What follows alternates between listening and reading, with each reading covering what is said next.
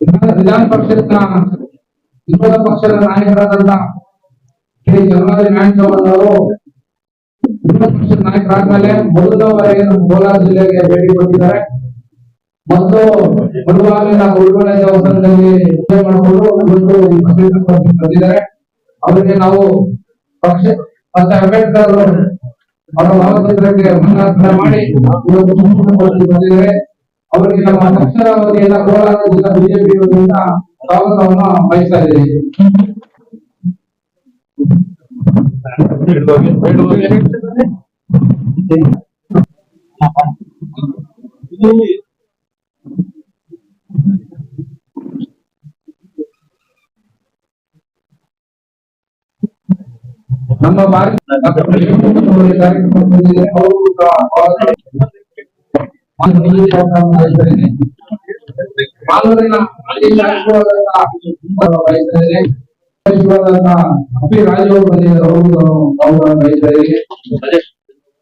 ನಮ್ಮ ನಮ್ಮ ಕೆಮ್ಮೋಳಿ ನಾರಾಯಣಸ್ವಾಮಿ ಬಯಸಿದ್ದಾರೆ. ಮಾಜಿ ಜಿಲ್ಲಾ ಪಂಚಾಯತ್ ಸದಸ್ಯರು ಪಕ್ಷದ ವಕ್ತಾರರಾದಂತ ಎಸ್ ಪಿ ಮುನೇಂದ್ರ ಬಂದಿದ್ದಾರೆ. ಅವರು ನಾವು ಸ್ವಾಗತವನ್ನು ಬಯಸಿದ್ದೇವೆ. ನಮ್ಮ ಜಿಲ್ಲಾ ಸಂಯೋಜಕರು ಪ್ರಪಂಚಗಳ ಸಂಯೋಜಕರಾದಂತಹ ಮಾನ್ಯ ನಾಯಕರು ಸ್ವಾಗತ ಬಯಸಿದ್ದೇನೆ. ಎಸ್ಸಿ ಮೋರ್ಚಾ ಅಧ್ಯಕ್ಷರಾದಂತಹ ಕಪಾಲಿ ಶಂಕರ್ ಅವರು ಸ್ವಾಗತ ಬಯಸಿದ್ದೇನೆ. ಮಾಲೂರಿನ ಮಂಡಲ ಅಧ್ಯಕ್ಷರಾದಂತಹ ನಮ್ಮ ಕೃಷ್ಣರಾವ್ ಬಂದಿದ್ದಾರೆ. ಅವರು ನಾವು ಸ್ವಾಗತ ಬಯಸಿದ್ದೇವೆ. ಮಾಜಿ ಗ್ರಾಮ ಪಂಚಾಯತ್ ಅಧ್ಯಕ್ಷರಾದಂತಹ ರಮೇಶ್ ಅವರು ಬಂದಿದ್ದಾರೆ. ಸ್ವಾಗತ ಬಯಸಿದ್ದೇವೆ. ರಾಜ್ಯ ಮಹಿಳಾ ಮೋರ್ಚಾ ಕಾರ್ಯಕಾರಿ ಸದಸ್ಯರಾದಂತಹ ಮಮತಾಜ್ ಅವರು, ಮಹೇಶ್ ಅವರು, ಅವರು ವೇದಿಕೆಯ ಮುಂಭಾಗದ ಎಲ್ಲ ನಮ್ಮ ಮುಖಂಡರು, ಮಂಡಲದ ಅಧ್ಯಕ್ಷರು, ಪ್ರಧಾನ ಕಾರ್ಯದರ್ಶಿ ನಾವು ಸ್ವಾಗತವನ್ನು ಬಯಸಿದ್ದೇವೆ. ಮೊದಲಿಗೆ ತಮ್ಮನ್ನ ಉದ್ದೇಶಿಸಿ ನಮ್ಮ ವಿರೋಧ ಪಕ್ಷದ ನಾಯಕರು ನಮ್ಮ ಮೊಬೈಲ್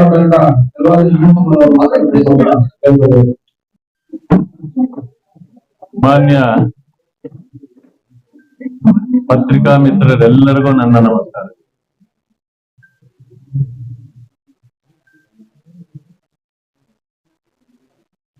ನಾನು ನಿಮ್ಮೂರಿನವನು.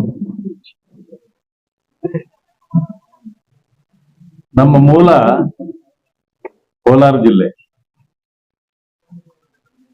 ನಾನು ಶಾಸಕನಾಗಿರ್ತಕ್ಕಂಥದ್ದು ಕೋಲಾರದಿಂದ. ಭಾರತೀಯ ಜನತಾ ಪಕ್ಷದ ನಾಯಕರು ಕೇಂದ್ರದಿಂದ ಹಿಡಿದು ರಾಜ್ಯದವರೆಗೆ ಮಾನ್ಯ ಮೋದಿಜಿಯವರು, ಅಮಿತ್ ಶಾ ಅವರು, ಅಧ್ಯಕ್ಷರಾಗಿರ್ತಕ್ಕಂಥ ನಡ್ಡಾ ಅವರು, ರಾಧಾ ಮೋಹನ್ ದಾಸ್ರವರು, ಸಂತೋಷ್ ಜಿ ಅವರು, ರಾಜ್ಯದ ನಾಯಕರಾಗಿರ್ತಕ್ಕಂಥ ಅಧ್ಯಕ್ಷರು ಮಾನ್ಯ ವಿಜೇಂದ್ರ ಅವರು, ಯಡಿಯೂರಪ್ಪನವರು, ಮಾನ್ಯ ಅಶೋಕ್ ವಿಜಯ್ ಅವರು, ಬಸವರಾಜ ಬೊಮ್ಮಾಯಿ ಅವರು, ಮಾನ್ಯ ಕಾರಜೋಳ ಅವರು, ಹೀಗೆ ಒಬ್ಬಿಬ್ಬರಲ್ಲ ಎಲ್ಲರೂ ಒಮ್ಮತದಿಂದ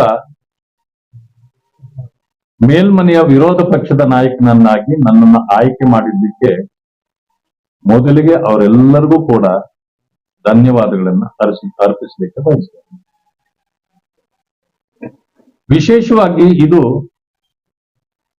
ಕೋಲಾರ ಜಿಲ್ಲೆಗೆ ನನ್ನ ಪಕ್ಷ ಕೊಟ್ಟಿರ್ತಕ್ಕಂಥ ಬಹುಮಾನ ಅಥವಾ ಕೊಡುಗೆ ಅಂತ ನಾನು ಹೇಳಲಿಕ್ಕೆ ಬರ್ತೇನೆ. ಇಲ್ಲಿರ್ತಕ್ಕಂಥ ನಾಯಕರು ಹಾಗೆ ತಾವುಗಳು ಕೂಡ ನಾನು ಶಾಸಕನಾಗಿ ಬಂದ ದಿವಸದಲ್ಲೂ ಕೂಡ ನನಗೆ ಸಹಕಾರ ಕೊಟ್ಟಿದ್ದೀರಿ, ಪ್ರೇರೇಪಿಸಿದ್ದೀರಿ, ಹುರಿದುಂಬಿಸಿದ್ದೀರಿ. ನಿಮ್ಮಂತವರ ಈ ಒಂದು ಎನ್ಕರೇಜ್ಮೆಂಟ್ ಏನಂತೇಳಿ ಇದರಿಂದ ಇಡೀ ರಾಜ್ಯದಲ್ಲಿ ನನಗೂ ಕೂಡ ಹೆಚ್ಚಿನ ಸೇವೆ ಮಾಡಲಿಕ್ಕೆ ನನಗೆ ಅವಕಾಶ ಸಿಕ್ಕಿದೆ. ಇಲ್ಲಿರ್ತಕ್ಕಂಥ ನಾಯಕರು ಕೂಡ ನನಗೆ ಯಾವಾಗಲೂ ಕೂಡ ಬೆಂಬಲವಾಗಿ ನಿಂತಿದ್ದು ಪ್ರಶಂಸನೀಯ. ನಿಮಗೆಲ್ಲ ಗೊತ್ತಿದೆ, ನಾವೆಲ್ಲ ಒಂದು ಧೂಳಿನಿಂದ ಬಂದ ಜನ. ನಾವು ನಮಗೆ ಇತಿಹಾಸ ಇಲ್ಲ. ನಾನು ರಾಜಕೀಯಕ್ಕೆ ಬಂದಿದ್ದೆ ಇತಿಹಾಸ ಇಲ್ಲದೆ. ರಾಜಕೀಯ ಏನು ಅನ್ನೋದು ಕೂಡ ನನಗೂ ಗೊತ್ತಿರಲಿಲ್ಲ.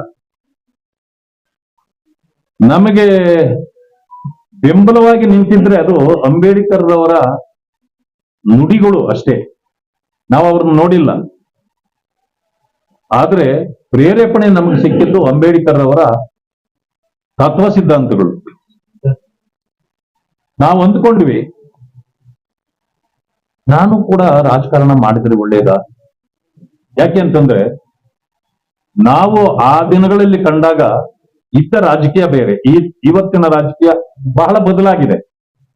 ಆ ಬದಲಾವಣೆ ರಾಜಕೀಯದಲ್ಲೂ ನಮ್ಮಂತವ್ರು ಉಳ್ಕೊಂಡಿದ್ದೀವಿ ಅಂತಂತಂದ್ರೆ ಬಹುಶಃ ನಾವೆಲ್ಲೋ ಮಾಡಿದ ಪುಣ್ಯ ಅಂತ ನಾವು ತಿಳ್ಕೊಳ್ಬೇಕು. ಅದು ನಾನು ಮಾಡಿದ್ದಲ್ಲ, ನನ್ನ ತಂದೆ ತಾಯಿಗಳು. ಪಾಪ ಅವರು ಅನಕ್ಷರಸ್ಥರು, ನಾನ್ ರಾಜಕಾರಣಕ್ಕೆ ಬರ್ತೀನಿ ಅಂತ ಅವ್ರಿಗೆ ಗೊತ್ತಿರಲಿಲ್ಲ. ಅದಕ್ಕೆ ನಾನು ಸದನದಲ್ಲೂ ಕೂಡ ಈ ಮಾತನ್ನು ಹೇಳಿದ್ದೇನೆ, ನಾನು ಯೋಗ ನಂಬಿ ಬಂದವನಲ್ಲ ರಾಜಕಾರಣಕ್ಕೆ. ಆದ್ರೆ ನನ್ನನ್ನ ಇವತ್ತು ನನ್ನ ಪಕ್ಷ ಗುರುತಿಸಿದ್ರೆ ಯೋಗ್ಯತೆಯ ಮೇಲೆ ನನ್ನನ್ನು ಗುರುತಿಸಿದ್ದಾರೆ ಅಂತಕ್ಕಂಥ ಭಾವನೆ ನನಗಿದೆ. ಬಹುದಿನಗಳ ಕಾಲ ನಾನು ಕಾಂಗ್ರೆಸ್ನಲ್ಲಿ ಕೆಲಸ ಮಾಡಿದ್ದೇನೆ, 40 ವರ್ಷಗಳ ಕಾಲ.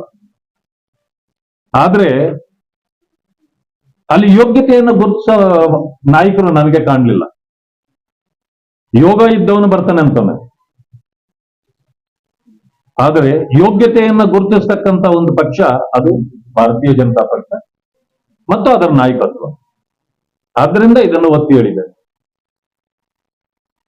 ಆಯ್ತು, ಏನೋ ನಾವು ಕೂಡ ರಾಜಕಾರಣಕ್ಕೆ ಬಂದಿದ್ರಿಂದ ನನಗೂ ಅನ್ಸಿತ್ತು, ಏನಪ್ಪಾ 40 ವರ್ಷ ಒಂದು ಇದರಲ್ಲಿ ನನ್ನ ಯೌವನವನ್ನೆಲ್ಲ ಕಳೆದು ಹೋಯ್ತಲ್ಲ, ಇನ್ನು ನನಗೆ ಭವಿಷ್ಯ ಇಲ್ಲ ಬೇರೆ ರೀತಿಯ ತೀರ್ಮಾನ ತಗೊಳ್ಬೇಕು, ಇಲ್ಲಂತಂದ್ರೆ ರಾಜಕೀಯದಿಂದ ನಾವು ದೂರ ಆಗ್ಬೇಕು, ಈ ಯೋಚನೆಗೆ ಬಿದ್ದಿದ್ದೇನೆ. ಆದ್ರೆ ಯಡಿಯೂರಪ್ಪನವರು ನನ್ನನ್ನು ಕರೆಸಿ ಹೇಳಿದ್ರು, ಬನ್ನಿ ನಮ್ಮ ಪಕ್ಷಕ್ಕೆ, ನಾವು ನಿಮ್ ಜೊತೆಯಲ್ಲಿರ್ತೇವೆ, ನಾನು ನಂಬಿದವರನ್ನ ಕೈ ಬಿಡೋದಿಲ್ಲ ಅಂತ ಹೇಳಿದ್ರು. ಅದೇ ರೀತಿಯಲ್ಲಿ ಇವತ್ತು ನನಗೆ ನನ್ನ ಯೋಗ್ಯತೆಯನ್ನ ಗುರುತಿಸಿ ಸ್ಥಾನಮಾನಗಳನ್ನ ಪಕ್ಷ ಕೊಟ್ಟಿದೆ. ಇದರಿಂದ ರಾಜ್ಯದ ಜನರಿಗೆ ಅವರು ಸೇವೆ ಮಾಡತಕ್ಕಂತ ಒಂದು ಭಾಗ್ಯ ಭಾರತೀಯ ಜನತಾ ಪಕ್ಷ ಕೊಟ್ಟಿದೆ. ವಿಶೇಷವಾಗಿ ಹೇಳೋದಾದ್ರೆ ತಳ ಸಮುದಾಯಗಳು, ಪರಿಶಿಷ್ಟ ಜಾತಿ ವರ್ಗಗಳು, ನಾವು ಅಲ್ಲಿಂದಲೇ ಬಂದವರಾದ್ರಿಂದ ಆ ಕಾಳಜಿಯೂ ಕೂಡ ನಮಗೆ ಹೆಚ್ಚಿಗೆ ಇರಬೇಕು. ಇವತ್ತು ಶೋಷಿತ ಸಮುದಾಯ ಬಹಳ ಸಂಕಷ್ಟದಲ್ಲಿ. ಯಾವ ಪಕ್ಷ ನಾವು ಶೋಷಿತರ ಪರ, ನಾವು ಯಾವಾಗಲೂ ಕೂಡ ದಲಿತರ ಪರ ಇರ್ತಕ್ಕಂಥವ್ರು, ಅಂಬೇಡ್ಕರ್ ಅವರ ಪರ, ಸಂವಿಧಾನ ರಕ್ಷಣೆ ಮಾಡೋರು ನಾವು ಅಂತ ಯಾರ್ಯಾರು ಹೇಳ್ಕೊಂಡಿದ್ರೋ, ಸಂವಿಧಾನದ ಹೆಸರಿನಲ್ಲಿ ಸಂವಿಧಾನವನ್ನ ಕೊಲೆ ಮಾಡ್ತಕ್ಕಂಥ, ಅಂಬೇಡ್ಕರ್ ಅವರ ಹೆಸರು ಹೇಳ್ತಾನೆ ಅಂಬೇಡ್ಕರ್ ಅವರ ನೀತಿ ಸಿದ್ಧಾಂತಗಳ ವಿರುದ್ಧವಾಗಿ ಹೋಗ್ತಕ್ಕಂಥ, ನಾವು ದಲಿತರ ಪರ ಅಂದ್ಕೊಂಡೇನೆ ದಲಿತರ ಚರ್ಮ ತೆಗೆದು ಚಪ್ಪಲೆ ಮಾಡ್ಕೊಳ್ತಕ್ಕಂಥ ಕೆಲಸವನ್ನ ಇವತ್ತು ಆಡಳಿತ ಮಾಡ್ತಿರ್ತಕ್ಕಂಥ ಕಾಂಗ್ರೆಸ್ ಪಕ್ಷ ಮತ್ತು ಅದರ ಮುಖ್ಯಮಂತ್ರಿ ಆಗಿರ್ತಕ್ಕಂಥ ಸಿದ್ದರಾಮಯ್ಯನವರು ಮಾಡಿದ್ದಾರೆ. ಬಹಳ ಸಾರಿ ನಾನು ಹೇಳಿದ್ದೇನೆ ಈ ಮಾತನ್ನ, ಸದನದಲ್ಲೂ ನಾನು ಹೇಳಿದ್ದೆ, ಅವರ ಮುಖದ ಮೇಲೆ ಹೇಳಿದ್ದೇನೆ. ಯಾಕೆ ನಾನು ಹೇಳಿದ್ದೇನೆ ಅಂದ್ರೆ ನಾನು ಹಿಂದೆ ಮುಂದೆ ಮಾತಾಡ್ತಕ್ಕಂಥ ಸ್ವಭಾವದವನಲ್ಲ. ಅಂತ ಅವಕಾಶವೂ ಅವಸರವೂ ನನಗಿಲ್ಲ. ಯಾಕೆ ಅಂತಂದ್ರೆ ಸಮಾಜವನ್ನ ತಿದ್ದಬೇಕಾದವನು ನೇರವಾಗಿರ್ಬೇಕು. ಸಮಾಜದಲ್ಲಿ ನಾನು ಬದುಕಬೇಕು ಅಂತಿರೋನು ಅಡ್ಜಸ್ಟ್ಮೆಂಟ್ ಪೊಲಿಟಿಕ್ಸ್ ಮಾಡ್ಬೇಕು. ನಾನು ಬದುಕಿದ್ರೆ ಸಾಕು ಅನ್ನೋನು ಅಡ್ಜಸ್ಟ್ಮೆಂಟ್ ಮಾಡ್ಬೇಕು.